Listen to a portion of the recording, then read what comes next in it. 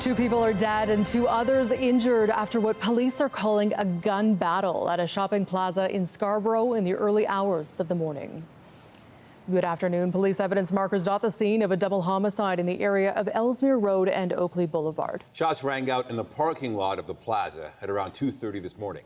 CTV's Beth McDonnell is live in Scarborough with the very latest on this. Beth. Nathan, Toronto police say this scene has all the hallmarks of a gun battle. Many shots were fired, and you can see that from the plethora of yellow evidence markers. Our crews counted up to 70 of these markers. Now, officers were called to this plaza just on Ellesmere, east of Midland, around 2:30 this morning. Police say 1 victim was pronounced dead this morning. Another victim was rushed to Sunnybrook Hospital and also died. 2 others were also seriously hurt and rushed to hospital as well. Police said earlier they couldn't say if how many people were in this plaza at the time of the shooting. They also couldn't provide any suspect description, but a local pastor was here, and this is his reaction to this quadruple shooting. I said, not again. That's all I can say, not again. And when are we gonna do something about the gun? We need proper gun laws in place. It will reduce some of the shooting that's on the street. If there's no proper gun law in place, this will keep occurring all the time. And I spoke with some people over at the plaza there, and they said that this is too close to home. You know, it's in shock. They're in shock too, you know? Right. So the whole community is affected by when this happened.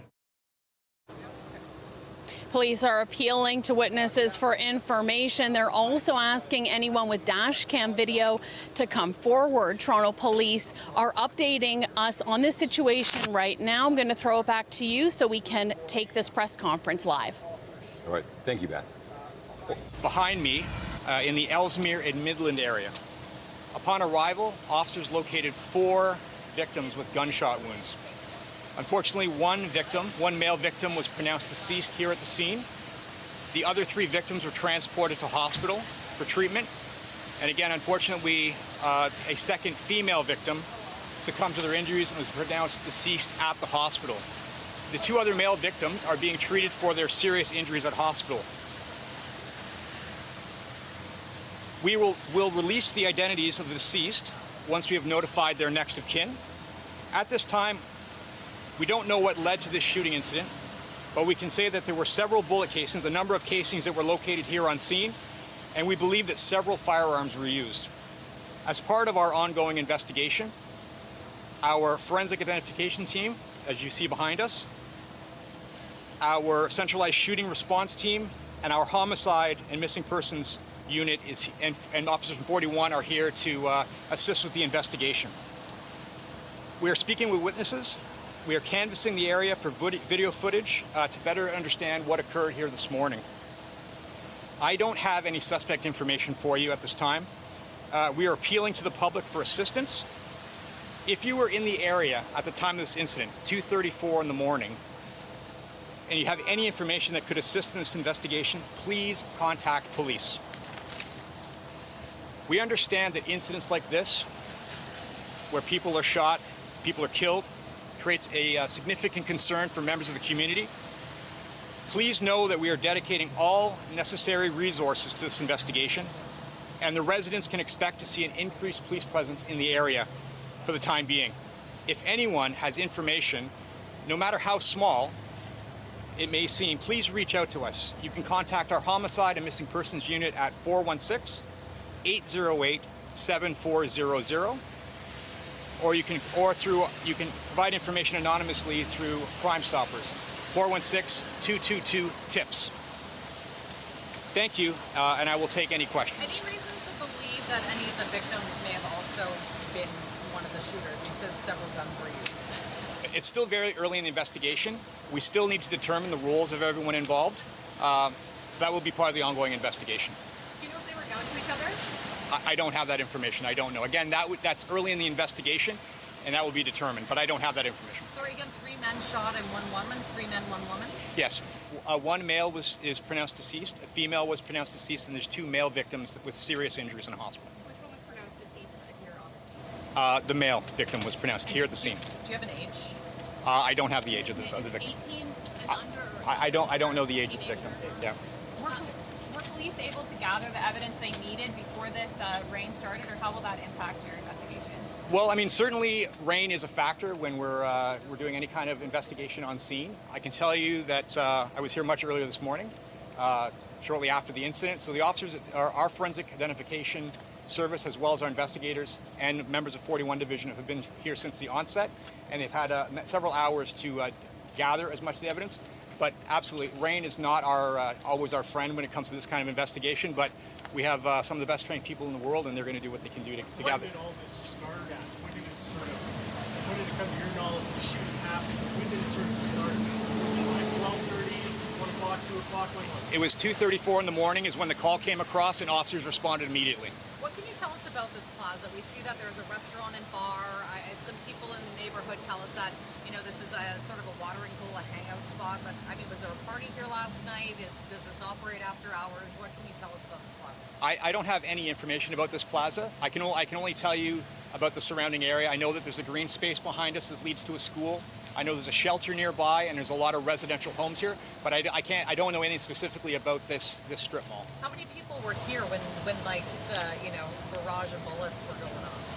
I actually don't know. Secured video of what happened, of what unfolded here. Police secured video of what happened. As part of our investigation, we are absolutely doing a video canvass. We are obtaining whatever video we can. And again, we are seeking additional information. So anyone with dash cams or any other footage that they have, please come forward to the police, no matter how small you think it is. But we are collecting video to better investigate this. But you don't have it yet, or you're not? That I don't know. I don't have the benefit, as I'm not the investigator. I'm essentially a spokesperson and making sure they have additional resources. And there are plenty of resources here. People in Toronto are tired. Like they're hearing about shootings every single day. Now they're hearing about a gun battle.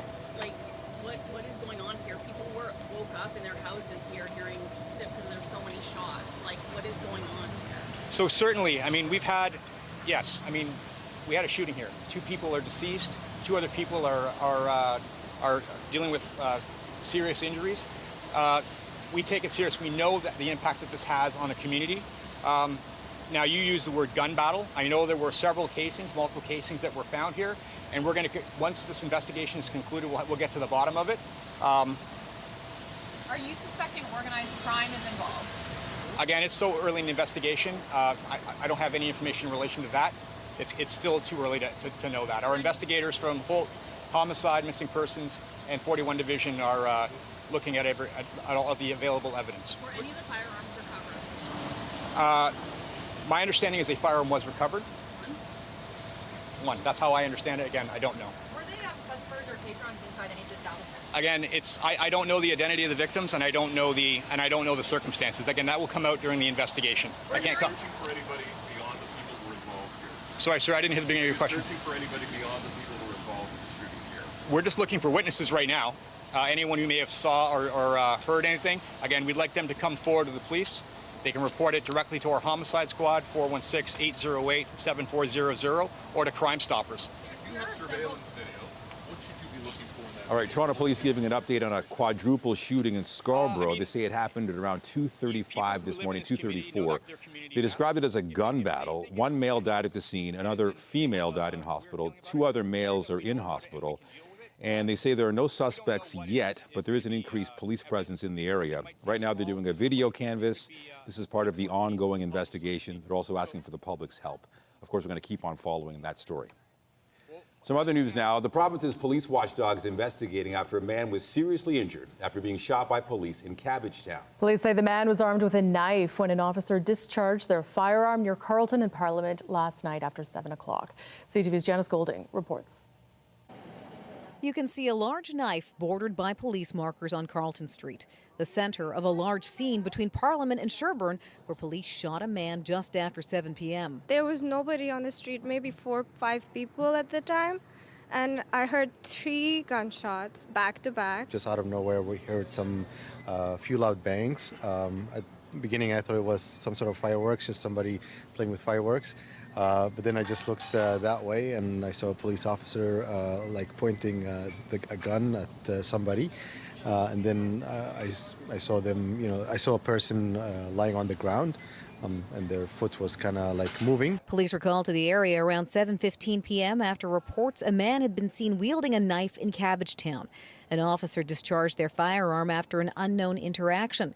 Paramedics said a man was taken to a trauma center with serious, potentially life-threatening injuries. It feels dangerous because we always pass by here and we got kids, so we might pass by another route now because of what's happening. I mean, it's kind of scary because my house is like right down the street. Really so. shook. And how are you feeling? Shook. Like we just lived like right down the street, like not even too far from here. We always walk down here, so it's kind of like it's a little weird to see like that this all happened. Like we were just like down on Queen, so we didn't see anything. But it's kind of scary still. The Special Investigations Unit has now invoked its mandate, which means police can make no further comment. At this point, the SIU will only say it is investigating a police-involved shooting that led to one person sustaining a serious injury. Janice Golding, CTV News. Police have identified a woman in her 80s as the victim of a fatal stabbing in North York this weekend. Police were called to a home near Cherrystone Drive and Cliffwood Road for reports of a stabbing on Sunday afternoon. When officers arrived, they found 81-year-old Ulrich Miller and an 81-year-old woman suffering from life-threatening stab wounds. Investigators say there was an altercation inside the home. Police say they believe the 81-year-old man was responsible for the homicide, but did not disclose his relationship with the victim. Still to come, a rocky start to Canada's Olympic hopes as two staff members of the Canadian women's soccer team have been sent home over allegations of cheating. The details a little later in the show. But first, let's take a look outside. There's a live shot. It was cloudy right now. There is rain in some areas. However, it's still warm outside. There's also a chance of a thunderstorm, and things are going to change after that as far as the rest of the week is concerned.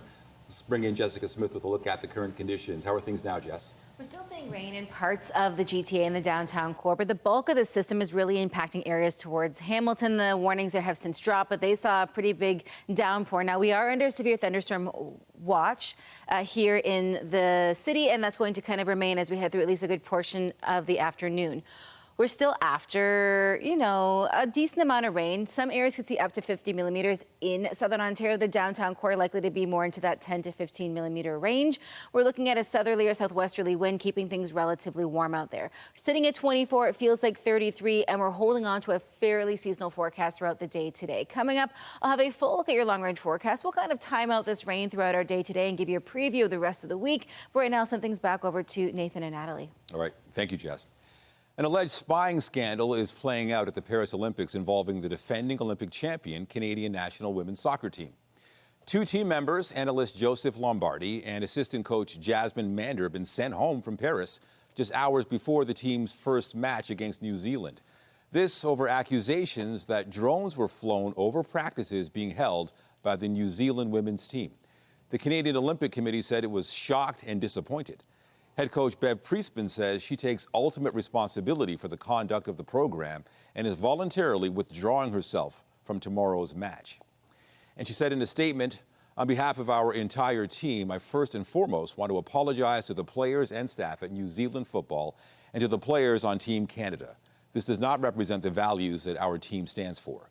Speaking about her decision to withdraw from tomorrow's match, she added, in the spirit of accountability, I do this with the interests of both teams in mind and to ensure everyone feels that the sportsmanship of this game is upheld. And Federal Sports Minister Carla Qualtrough weighed in saying, fair play is the highest principle of sport. The actions of those involved do not reflect Canada's values or the values of sport. I am in contact with the Canadian Olympic Committee and Canada Soccer. When rules are broken, there must be consequences. I support the sanctions being imposed by the Canadian Olympic Committee. Their apologies to New Zealand and the decision of head coach Bev Priestman. These decisive actions will help ensure that individuals are held accountable and preserve the integrity of the game and fair play for all athletes. And for more on this, we're joined by CTV's Renee Rogers. Renee, the games haven't even started yet in all this controversy. Can you explain what you know about this? Yes, hi Nathan. This is really providing a distraction as the Olympics are all set to get underway. But essentially what we are learning today is that 2 staff members with Canada Soccer have been removed from Canada's women's Olympic team. In a statement today coming from the Canadian Olympic Committee, we're learning that accredited, or rather unaccredited analyst, as he's being referred to, Joseph Lombardi, and assistant coach Jasmine Mander are being sent home immediately. And on top of that, the head coach, Bev Priestman, is sitting out tomorrow's big opening game, which just so happens to be between Team Canada and New Zealand. Now, this all comes after 2 alleged incidents in which someone from the Canadian side flew a drone over top of the New Zealand team as they were in a training session. The committee says that in addition to the sanctions that I've already mentioned, the entire staff will have to go mandatory ethics training. Now, this comes as Canada, of course, is the reigning Olympic gold champion. They'll be looking to defend their title in these games, and it's certainly a distraction that neither the team nor the fans want or even need at this time, Nathan. Wow. And as far as the ethics training, which you would figure they should already know of, anything else coming from the Olympic Committee? Well, it does say that its investigation continues, and this could possibly not end here. There could possibly be more sanctions coming, although it didn't really allude to what. But we're also hearing today a reaction from Canada's Sport Minister, Carla Qualtrough, essentially saying that she supports these sanctions that have come down, and it will essentially ensure that the integrity of the game is kept up for all players. We're also hearing from Bev Priestman, the coach herself, essentially saying, you know, the buck stops with her, and so she will be removing herself from tomorrow's big matchup. She's the one who led that team to gold in the last Olympics. So definitely a cloud coming over this game tomorrow, and really it should be all about the athletes and the fans, Nathan. Bearers for the opening ceremonies for Canada. Any favorites that you're hearing about? Yes, well, we're hearing what at 1 o'clock today, essentially, is when we'll be hearing who that flag bearer, the flag bearers will be. It's essentially a huge honor for any athlete within Team Canada. We don't know who, but there are some names that are definitely being bandied about. Andre DeGrasse would be one of them. Of course, he is a top runner, likely the most famous Canadian sprinter at the moment. He's definitely a contender, also born in Toronto as well. Another Toronto-born athlete, swimmer Penny Oleksiak. She's got 7 medals to her name. She could possibly be one of those flag bearers. Another Toronto athlete as well, NBA star Shai Gilgeous-Alexander, maybe one of the most famous names on that list. Very possible that he could be carrying the flag. He did finish second in MVP voting last season, but really a plethora of athletes to choose from. We'll be finding out who exactly it will be at 1 p.m. Eastern time today. Yeah, looking forward to it. CTV's Renee Rogers with an Olympic preview. Thank you. You're welcome. Well, to other news, the provincial government is dishing out millions of dollars to speed up construction on the Gardiner by a year. There was also cash earmarked to make traffic flow better in the meantime. CTV's Siobhan Morris joins us live with the latest. And Siobhan, I think the question commuters are asking here is, will this make a difference? They really want it to, because I don't have to tell you how bad things have been on the Gardiner.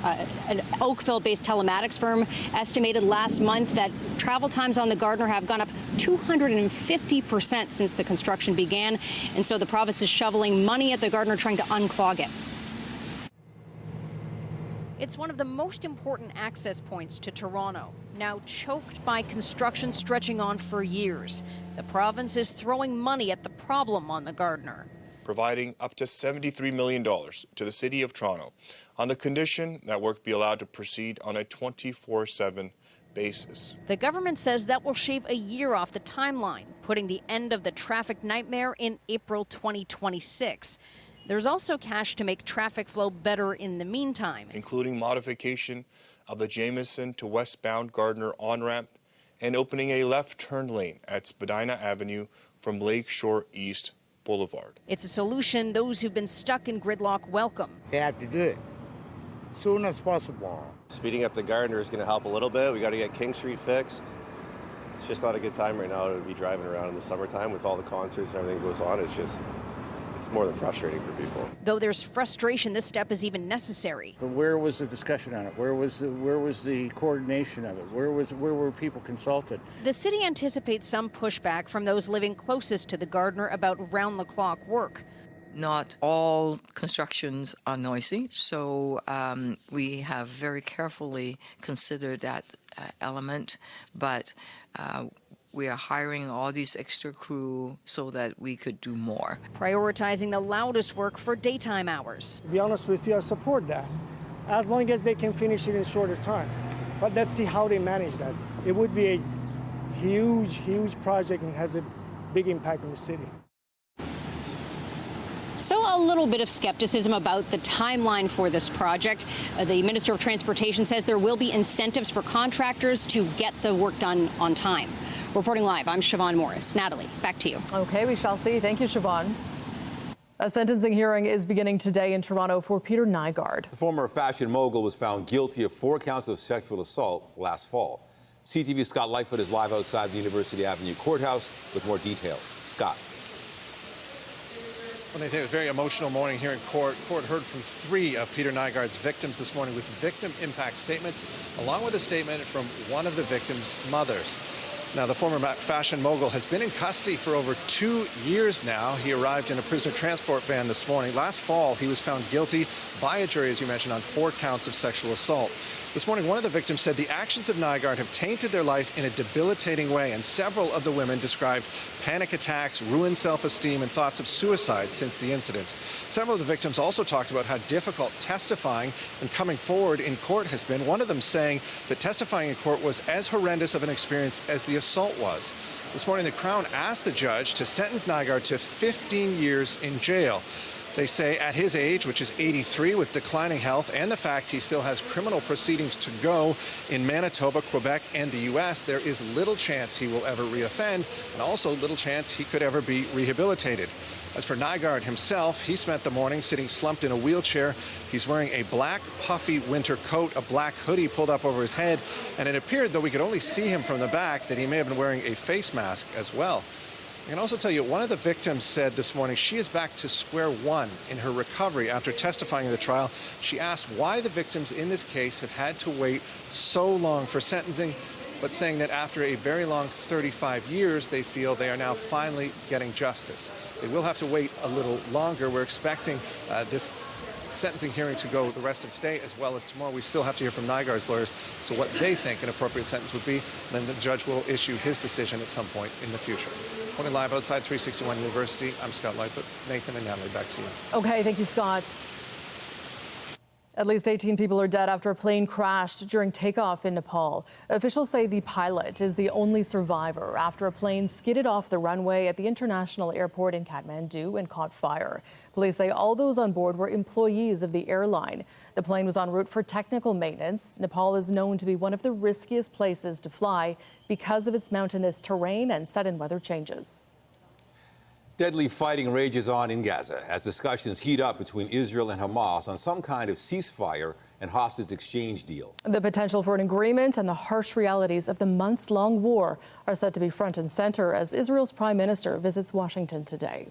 Benjamin Netanyahu will address the U.S. Congress. The Israeli PM met with U.S. evangelical leaders on Tuesday. Today, he will meet with U.S. President Joe Biden and Vice President Kamala Harris and deliver a speech before Congress. His visit is being greeted by demonstrations from several groups of critics, including the families of some Israeli hostages still in Hamas captivity. Pro-Palestinian demonstrators are also gathering in Washington with a message for both Netanyahu and the U.S. government. I think people are angry. I think people are sorrowful. I think people are rageful that the United States government has the gall, after months and months of genocide, not to hold Benjamin Netanyahu accountable, but to continue to roll out the red carpet for him. Netanyahu's speech before Congress is scheduled for 2 p.m. Meanwhile, tomorrow, officials from Egypt, Israel, the United States, and Qatar will meet in Doha to try to restart talks surrounding a proposed three-phase ceasefire plan to end the war in Gaza and return the remaining Israeli hostages still being held by Hamas. While the Israeli Prime Minister visits, all eyes will be on the latest on the U.S. presidential race. Now that she's set to be the Democratic nominee, Vice President Kamala Harris used her first rally to take aim at her Republican opponent, Donald Trump. I took on perpetrators of all kinds.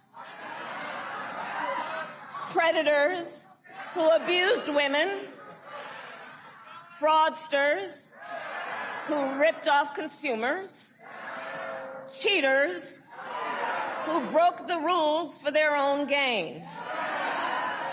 So hear me when I say, I know Donald Trump's type. Harris will campaign in Indiana today while U.S. President Joe Biden prepares for a speech about his decision to drop out of the race, which he will deliver in an address tonight. I think he's going to lean into his support of Kamala Harris, but he's also going to tie it back to Barack Obama. We know how he served as Barack Obama's vice president. And of course, we know when he ran and was elected president, he said that he was a transition president. And I think he's going to lean into that. He's going to lean into that bridge of how under his direction, the nation broke one of the longest political glass ceilings. And now it's on the cusp of actually doing it again. Biden is set to speak from the White House at 8 p.m. Meanwhile, here at home, all eyes were on the Bank of Canada this morning for its latest interest rate decision. As expected, policymakers responded to signals of easing inflation and cut the bank's key rate by a quarter percentage point to 4.5%. This decision reflects three considerations. First, monetary policy is working to ease broad price pressures. Second, with the economy in excess supply and slack in the labor market, the economy has more room to grow without creating inflationary pressures. And third, as inflation gets closer to the 2% target, the risk that inflation comes in higher than expected has to be increasingly balanced against the risk that the economy and inflation could be weaker than expected. Bank of Canada Governor Tiff Macklem said that his decline in inflation will likely be gradual and there could be some setbacks, but it's reasonable to expect further interest rate cuts if current trends hold. And for more on this, we're joined by BNN Bloomberg's Andrew Bell. Thanks for joining us, Andrew. Hey, Nathan. So what more did Macklem say about where things could be heading? He's worried. They are increasingly worried about the economy slowing. As recently as last month, when, of course, they cut interest rates for the first time, they said that the officials were still debating whether there's enough evidence out there to bring interest rates down decisively. Now they seem to be convinced that inflation has come down enough and the economy is soft enough, so they cut interest rates for a second time. And quite a few Bay Street commentators now think we're going to get 3 more cuts this year. They take a holiday in August, very sensibly, and then September 4th is another interest rate announcement. Well, that's good news for borrowers. So what is the overall takeaway from today's rate cut? That the Bank of Canada is concerned now that we are headed to seriously low growth. They're not talking about a recession. Of course, they'd be very careful about using a word like that. But we have to remember that for many Canadians, it feels like we've been in a recession because of our rapid population growth. Our economy is still apparently growing, but on a per capita basis, our income and our output has been dropping. Because over the past couple of years, the rapid population growth, about 2 million have been added in the last few years to the Canadian population. I know the government is cutting back now on temporary foreign residents. So the Bank of Canada is trying to get ahead of this softness. One last thing, you might think, well, they'd be worried about cutting interest rates if it brings down our dollar too much. There's often currencies fall when you cut rates. However, Desjardins arguing that we have in the past seen periods where Canadian rates were quite a bit lower and the dollar didn't collapse. So our dollar is still holding above 72 cents U.S. All right, good to hear. BNN Bloomberg's Andrew Bell, thank you so much. Nathan, thanks. Jess. Still watching for a few showers as we get through this midpoint of our day, but the good news is it's not an all-day rain affair. We do get a break throughout the afternoon. Temperature-wise, fairly seasonal as we get through our Wednesday, but the humidity is still very much a factor. As we step in towards that midpoint of our day, sitting around 26, another wave of showers likely as we head into the mid-afternoon. But again, it is not a wash of a day. Just keep that umbrella nearby. Coming up, I'll have a full look at your long-range forecast as we head in towards the rest of the week, and there is some heat on the way.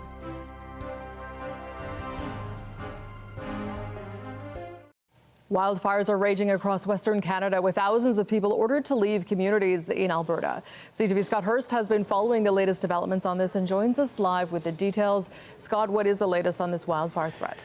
Natalie, Jasper, the town, and Jasper National Park remain closed. Now, of course, this is an area that is very familiar to so many Canadians, either from the stunning imagery we see in postcards and pictures, but also a chance that a place that many of us have visited in our lifetime, because it is one of the most majestic and stunning tourist hotspots in the country, not just for Canadians, but also for tourists from around the world, which is why upwards of 25,000 people were forced to flee from the area as these wildfires moved in and threatened closer and closer to the town. 25,000 people. That includes full-time workers, full-time residents, temporary workers, and of course, so many tourists. And they're dealing with several wildfires in the area that are still burning quite aggressively at this time. One north of the town site and another one south of the town site. And so it is still quite a tense situation for those who have been forced to stay behind to obviously fight the fire and keep the area safe, keep infrastructure safe in the area, as well as the town site of Jasper. Here's more from the mayor as he looks at the latest firefighting situation. They are dealing with fire behavior that is extreme and intense. There have been high winds over the last couple of days. I haven't had an update yet this morning. Typically things die down a bit overnight. So sometime this morning I'll get an update, but as of late yesterday, they were dealing with extreme conditions. Difficult to get a sense of the size of the fire because of the smoke, and the helicopters had to evacuate the area as water tankers came in, which of course is a good thing to get those planes in to drop retardant and water on the fire. Natalie, at last update, the closest fire was burning about 10 to 12 kilometers from the town site of Jasper, so still quite a significant concern for those trying to deal with the flames right now. Wow, quite an ordeal, obviously, for the evacuees. How are they dealing with the situation, and where are they being told to go? Natalie, at first, when they were told to get out of the area, of course, they weren't given much time, which is usually the case when it comes to these threatening wildfires. And they were told initially to go west into BC. There are many small towns and villages that dot the BC-Alberta border. The BC government, however, came out and said you might need to make a wide U-turn back into Alberta because the province of BC is dealing with its own wildfire emergency. Hundreds of wildfires are burning across that province, and so resources, of course, are stretched far and wide in BC and, of course, Alberta as well, where these residents came from. And so a lot took initial refuge in many of these small towns in BC just over the border. One of those towns is Valemount, British Columbia. And if you think residents were given a short notice to leave, those in these small towns were not given much notice either, that all of a sudden you'll get an influx of thousands of people looking for some place to stay and just a little bit of help. Here's more from the mayor of Valemount on the amount of time they were given to prepare for so many people. As you can imagine, conditions change very quickly. I can't imagine being woken up and just be told, head west. The thousands of evacuees joined us here in Valemount in just about an hour's notice, and hats off to our volunteers and our internal services for initially receiving that impact. Natalie, we can tell you emergency reception centers have been set up in Grand Prairie, Edmonton, and Calgary to help those who've been forced out of the Jasper town site area and the surrounding area of Jasper National Park. Okay, CTV Scott Hurst with the latest on the wildfires in Western Canada. Thank you, Scott. Thanks, Natalie. Well, smoke from those wildfires is impacting air quality in parts of Saskatchewan, Alberta, and BC, with advisories and alerts issued for all 3 provinces. The conditions have forced places like daycare centers to limit time outdoors. Air quality of anything 7 or greater, we do not go outside at all. The facility at the Regina YMCA is rotating small groups of children outside for playtime in shorter stints. Health Canada says everyone is at a higher risk of getting sick when exposed to wildfire smoke, but it's especially high for those with respiratory illnesses, older adults, and young children. And with that, let's talk about the forecast here. It is hazy at times. Is that because of the smoke, or might that be coming our way? So some of that yesterday, if you notice that bit of a haze in the air, some of that is smog and just such general pollution that we see, but a lot of that yesterday was from the wildfire smoke. So depending on the direction of the wind, although it didn't quite trigger any alerts for us here, we did see that in the upper layers of the atmosphere. So the rain is actually a little helpful as we head throughout the day today, kind of clearing things out. We're looking at kind of 2 pockets of it, one as we speak right now and another one later on this afternoon, and then we get a bit of a break, and then we're heading into a stretch of hot and really sunny days. So if you like the rain, today's your day. If you like the heat and the sunshine, well, just wait till tomorrow. But we are holding on to a decent amount of warmth today, even with this rain. A bit of a cool down on the way tomorrow, and then the temperatures are on the way up. Weather is brought to you by the Presler Law Firm. Injury lawyers you don't pay unless they win. But it was a pretty nice start to the day. Right now, we're already seeing a bit of a break from the rain in the downtown core down through Nathan Phillips Square. But as quickly as these systems come, they also go. Nowhere near as serious as what it was through last week when we saw that extreme rain event. So for the places that are more prone to flooding, the little bit of rain that we're seeing throughout the day today could be a challenge for you. But generally, it's a pretty digestible amount of rain as we're getting through our Wednesday. Temperature-wise, we're sitting at 24 right now. It feels like 33, so it's still quite muggy out there. The relief doesn't really come until later on today and into the day tomorrow. But the bulk of this system really was from Sault Ste. Marie along to that border with Quebec. As we head into the afternoon, again, it's not a wash of a day. We have those 2 kind of pockets of this active weather. We're sitting a fairly seasonal daytime high right around 26, maybe briefly up to 27, but around southern Ontario, we're at or just below seasonal for a good portion of our Wednesday. Into this evening, bang on for the seasonal norm here in the city, the same through Peterborough, and we're generally in that kind of sweet spot, finally, right? We've had a couple of pretty warm nights. Again, the bulk of the system has already pushed its way past us, but it went from Sault Ste. Marie all the way across that border with Quebec, and then as we step in towards the afternoon, another wave is likely. We're still under a severe thunderstorm watch here in the city. Wind gusts in some areas in southern Ontario could be quite large. We're looking at potentially 90k gusts. For the downtown core of the GTA, a little closer to 30 to 40, but still significant nonetheless. The bulk of that low pushes its way out as we head throughout the day today, so the lingering showers into the second half of our afternoon is along that cold front, and then high pressure moves right in. So that's what's going on as we speak. And then we get a bit of a break as we head into that midpoint of our afternoon before another round likely in and around 4 o'clock, and then it's gone. The second round much lighter than what we have right now, and then we really settle into a stretch of hot and sunny days. Tomorrow we do dip down a little bit after that cold front swings through. It's not necessarily colder air. We're just looking at cooler air, if it makes sense. We're not looking at that intense heat building up just yet, but it's on the way. And then as we step in towards your your Friday, your Saturday, your Sunday, we're holding on to some really beautiful weather. As far as how much rain, we're not looking at a significant amount here in the city, but it doesn't take much, as we know. Heavier through Hamilton, Niagara, and out towards Peterborough.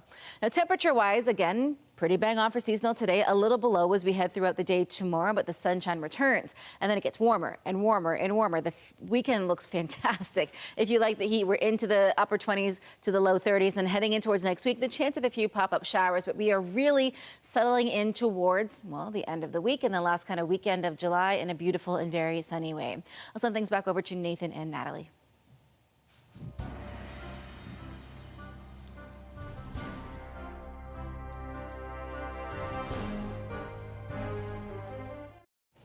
Provincial governments are looking at expanding private health care services to address shortages of family doctors that is leading to overflowing emergency rooms. But after a year of consultation involving more than 10,000 people, the Canadian Medical Association wants private clinics to be banned from charging user fees for primary health care. CTV's Judy Trin has the details. Alexandra Zanis has been looking for a family doctor for 6 years. Getting treated for her asthma can involve waiting in line for hours. quite a few times where you're seeking like healthcare and you end up having to go to the emergency room because the walk-in clinics are also at capacity because of the shortage of family doctors.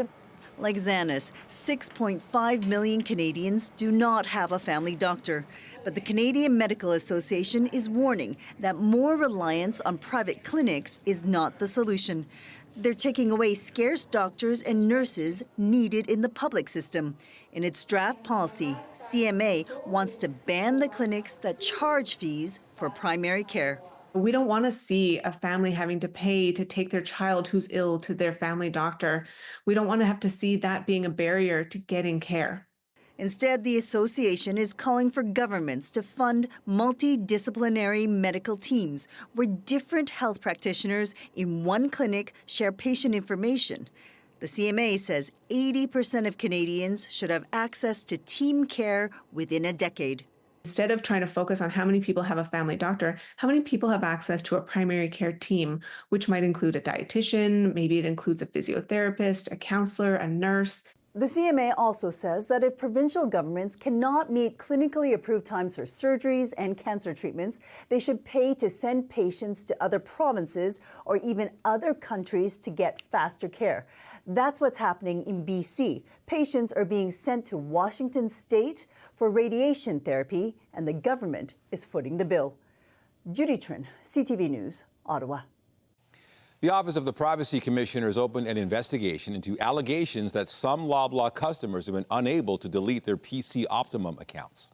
A spokesperson says the office has received several complaints. Loblaw says it has processes to respond to account deletion requests in a timely manner, and it will fully cooperate with the investigation. The Office of the Privacy Commissioner oversees compliance with the Personal Information Protection and Electronic Documents Act, as well as the Privacy Act. Get Toronto's top stories, breaking news alerts, and watch live. Download the CTV News app. There's growing concern about a rise in violence against the city's parking enforcement officers. Whether it is for parking, speeding, or running a red light, no one likes to get a ticket, but you also need to be careful how you pay for them. CTV's Pat Foran has more. Sometimes if you Google something, you need to be careful. Xiao Yang of Richmond Hill says it was last October when she drove through a red light and got a traffic ticket for $325. She was about to travel to China to spend 6 months there, so she did a Google search to find a way to pay the ticket before she went. That time I was leaving for China very soon, so I decided to use a third party to help me to pay the ticket.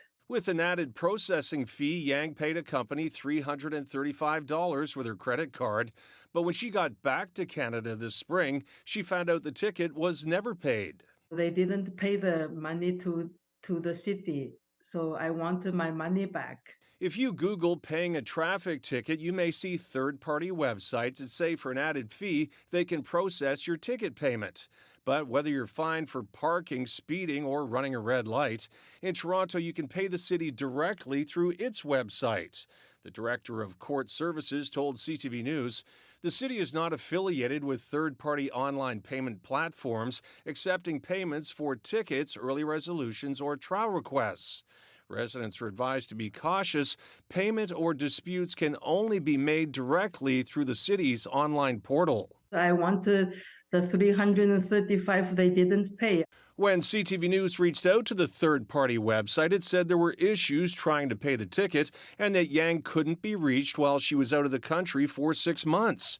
But after we contacted them, they gave Yang a full refund, which was great news for her.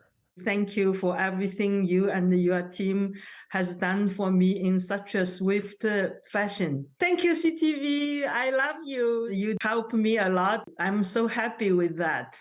Pat Foran, CTV News. The Blue Jays kicked off a series with the Tampa Bay Rays last night. And this one sent to deep center field. It is gone. The Jays hit back-to-back homers in the 6th inning to cut the lead to 1, but they couldn't complete the comeback, losing to the Rays 4-2. The teams will continue their series tonight just after 7.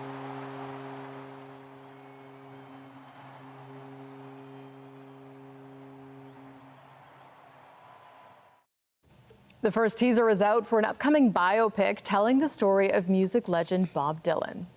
I stumbled on the side of 12 misty mountains.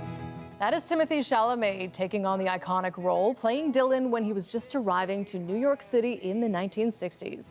A complete unknown follows his meteoric rise as a folk singer and how his music came to be known across the world. The movie also stars Edward Norton, Elle Fanning, and several other familiar faces. It hits theaters in December. Deadpool and Wolverine made its Canadian premiere last night here in the city. Stars Ryan Reynolds and Hugh Jackman walked the red carpet at Scotiabank Theatre, meeting with fans who lined up for hours to see the actors and take in the third installment of the Marvel franchise.